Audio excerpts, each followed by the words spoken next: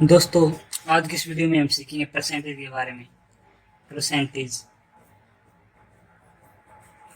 Percentage percentage के लिए आपको कुछ संख्याएं याद रखनी, जैसे 20% का मतलब होता है 1/5। जैसे कि हमको 20% का निकालना है तो हमको 20/100। 20% का मतलब है 20%। सेंट का मतलब होता है 100। 100 में से जीरो से जीरो कट गया, दो, दो एकम दो, दो पंच 10, तो 1/5 होगा, तो इसे हम 1/5 लिख सकते हैं। ठीक इसी प्रकार हमें कुछ और भी संख्याएं लिखनी, जैसे 10% को हम 1/10 लिख सकते हैं। 5% को 1/20 लिख सकते हैं। 25% को 1/4 लिख सकते हैं। 14 से 2/7% को 1/7 लिख सकते हैं। 7 से 1/7% को हम 1/14 लिख सकते हैं। और 66 से 2/3% को हम 2/3 लिख सकते हैं। 12.5% को हम 1/8, और 33 से 1/3% को 1/3। 16 से 2/3% को 1/6, और 8 से 1/3% को 1/12, और 6.25% को 1/16। तो हम जहाँ पे भी अगर 20% सवाल में 20% आता, 10%, 5% या 25%, तो हम वहां पर 1/5, 1/10, 1/20, 1/4 इनका यूज करेंगे। तो देखिए, आपको पहला सवाल आपकी स्क्रीन पर ऊपर दिख रहा होगा कि after an increment of 16.66% in the cost of A machine it becomes ₹5656। Find the initial cost of income. देखिए, एक बार हिंदी में देखिए, यदि एक मशीन की कीमत 16.66% बढ़ जाने के बाद ₹5,656 हो जाती है, तो मशीन की कीमत पहले कितनी थी? तो देखिए, हमें यहाँ पे दिया गया 16.66%, और 66% ये 16 से 2/3 ही है। अगर 16.66% को आपने देखा होगा यहाँ पे इसे 1/6, आपने यहाँ पे देखा होगा इसे 1/6 लिख सकती है। तो देखिए, 16.66% को 1/6, तो इसका मतलब क्या है? इसका मतलब ये है कि कोई चीज 6 रुपए की है और उसमें एक बच जाता है, यानी कि 7 रुपए की हो जाती है। तो और सवाल में दिया गया है कि मशीन की कीमत 1/6 बढ़ जाने के बाद, यानी कि 16.6 से बढ़ जाने के बाद कितनी हो जाती है? 56। 5,656 रुपये हो जाती है। तो देखिए, 7 के वैल्यू कितने? 7 8 56 0 8, तो ये 808 हो गई, और यहाँ पे भी 808 से गुणा करनी पड़ेगी, यानी पहले कितनी थी? अब 7 हुई है तो पहले कितनी थी? 6, तो 808 गुना 6, 8×6 = 48, और 8×6 = 48, यानी कि पहले जो कीमत थी 4,848 रुपये थी।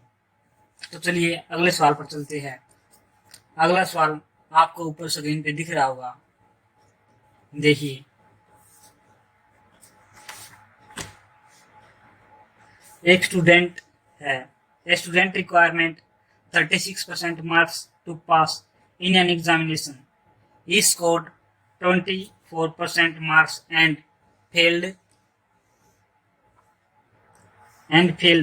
by 130 marks. Find the passing marks। एक बार हिंदी में देखिए, एक विद्यार्थी को एक परीक्षा में पास होने के लिए 36% अंक की जरूरत थी, और वह 24% अंक लेकर आया तथा 130 अंक से अनुत्तीर्ण हो गया, यानी फेल हो गया।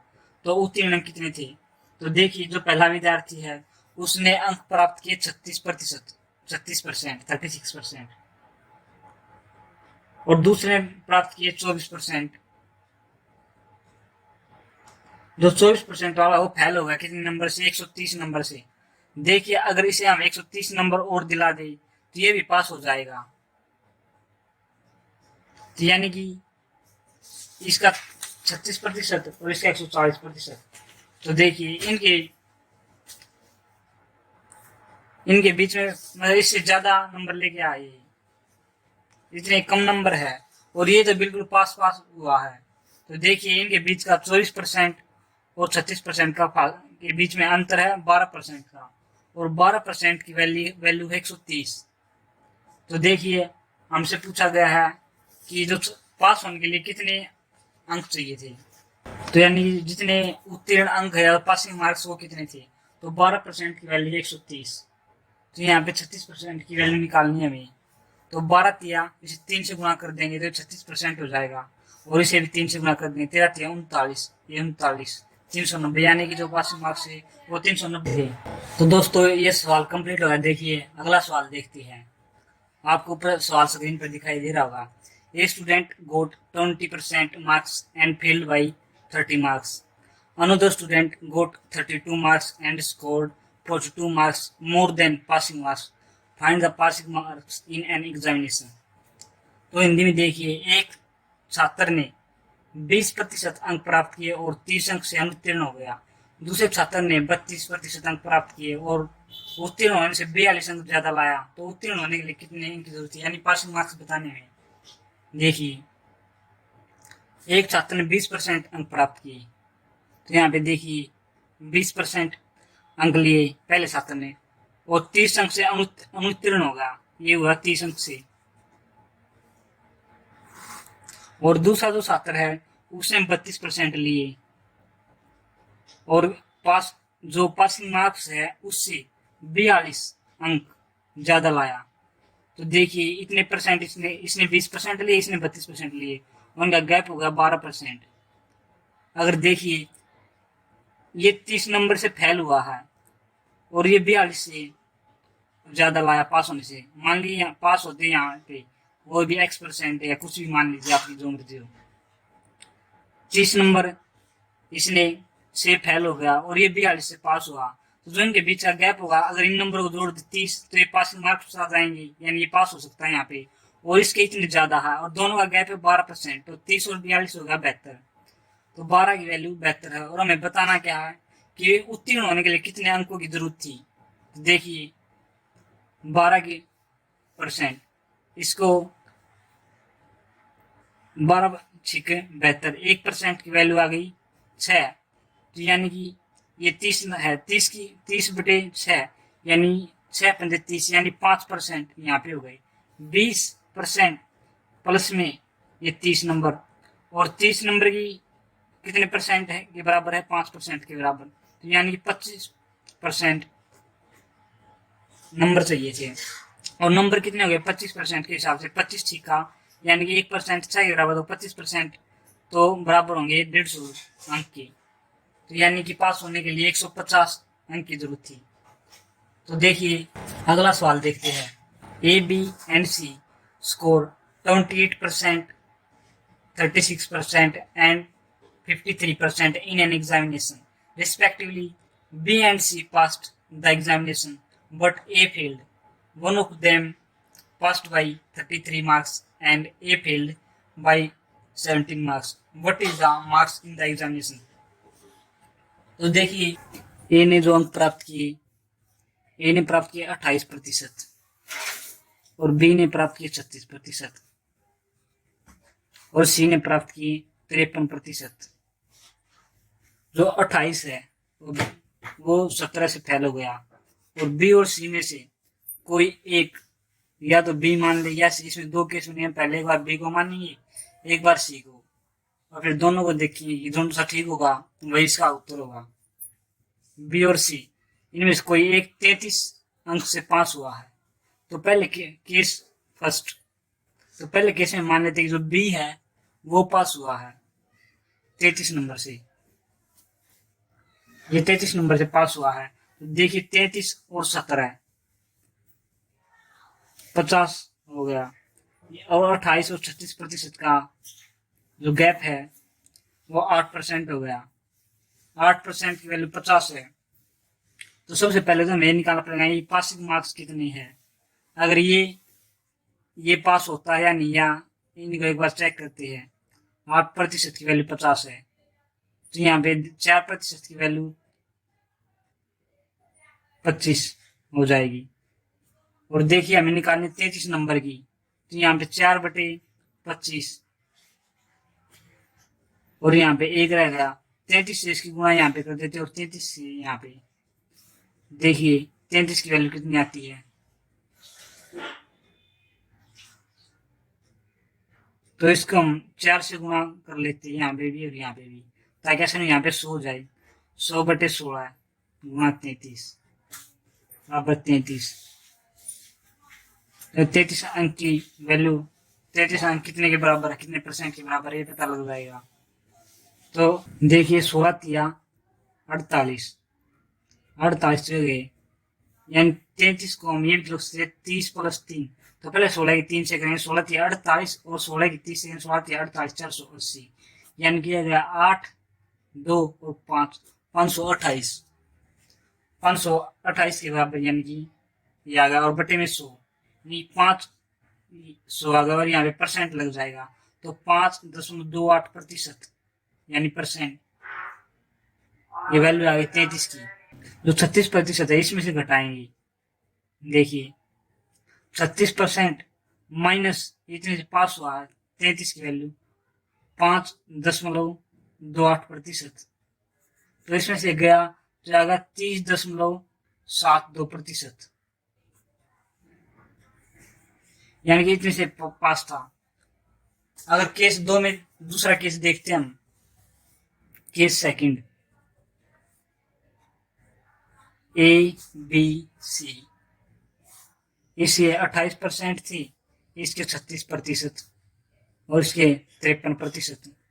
हम मानते सी पास हुआ 33 से और ये 17 से फेल हुआ, तो यहाँ पे दोनों का गैप मतलब दोनों का गैप कितना 50 का, और यहाँ पे 28 और 53% का गैप आ गया 25 का, यानी 25% की वैल्यू 50 है, तो 1% की हो गई 2, और ये यहाँ पे 33 नंबर से पास हुआ है, तो यानी कि पासिंग मार्क कितने, 33 घटा देते 53 में से, 53% और 33 यहाँ पे देखिए 1/2 बराबर 1, या 33 से गुणा यहाँ पे करते हैं और 33 से यहाँ पे, तो यहाँ पे आ गया 16.5%। 53 में से 16.5% घटा देते हैं, तो यह आ गया 36.5। तो देखिए यहाँ पे 36.5 आ गया।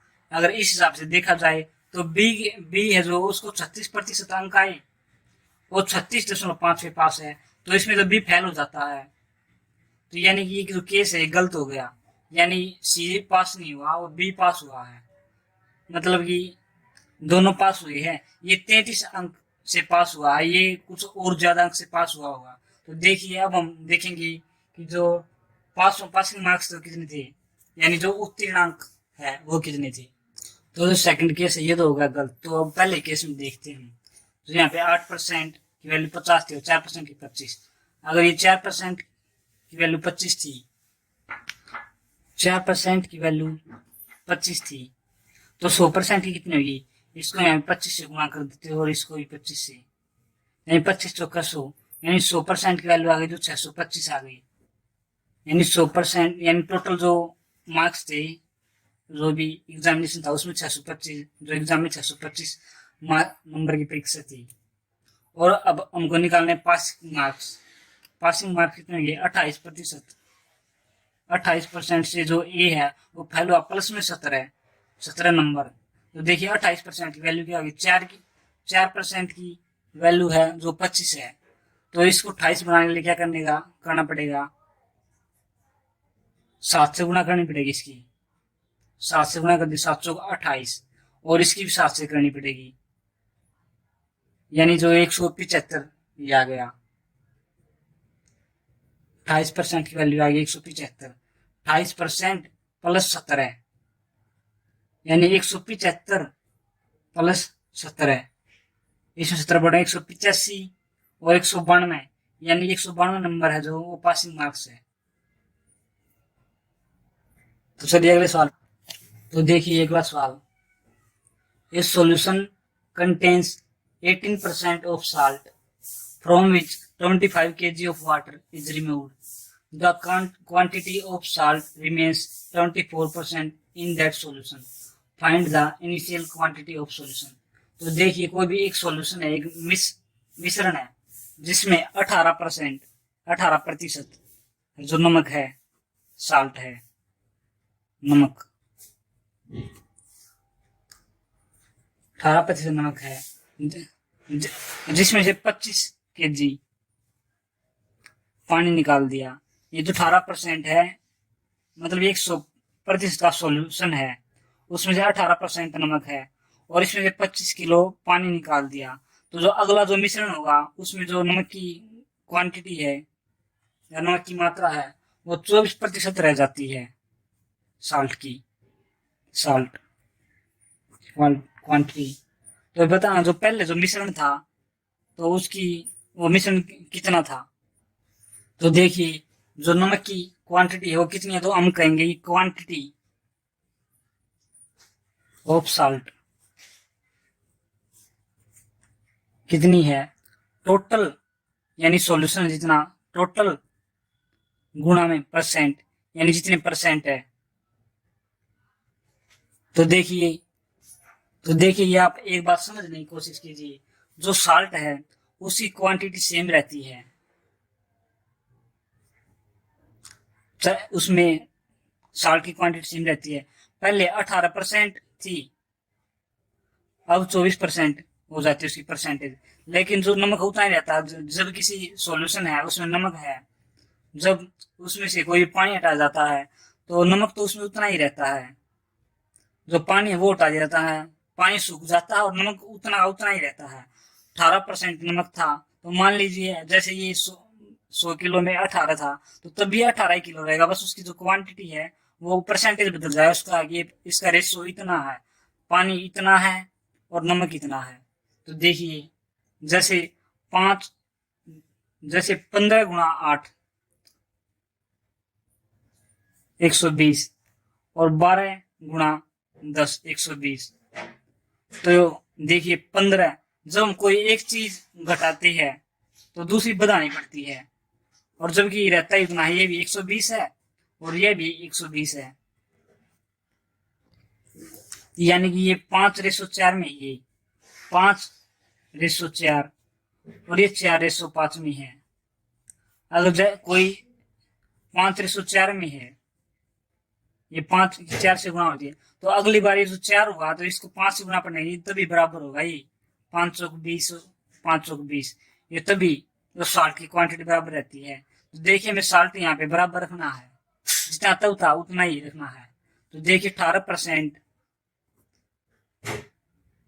बटा 24%, 18 और 6 24, यानी कि जो परसेंटेज है इनका, वो परसेंटेज 3:4 में है। इसमें 3% नमक है और इसमें 4% नमक है, दूसरा सॉल्यूशन जो नया सॉल्यूशन। तो देखिए तो इसकी क्वांटिटी कितनी होगी, तो क्वांटिटी इसका उल्टा होती है, जैसे 4/3 होगी। जैसे यहाँ पे देखिए 5/4 था और ये 4/5 तभी बराबर रहती है, तो यहाँ पे भी 312 रहेगा और यहाँ भी 312, तो यानी कि ये बराबर रहेगी 4/3। और सवाल में हमें बोला गया है कि जो इसमें से नमक जो क्वांटिटी कितनी घटाई गई है, 25 केजी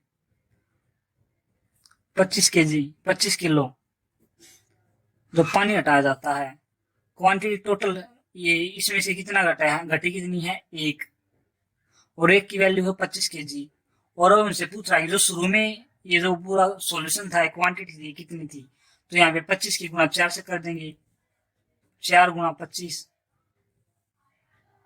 25 चौका 100, यानी जो 100 किलो वो शुरू में 100 किलो था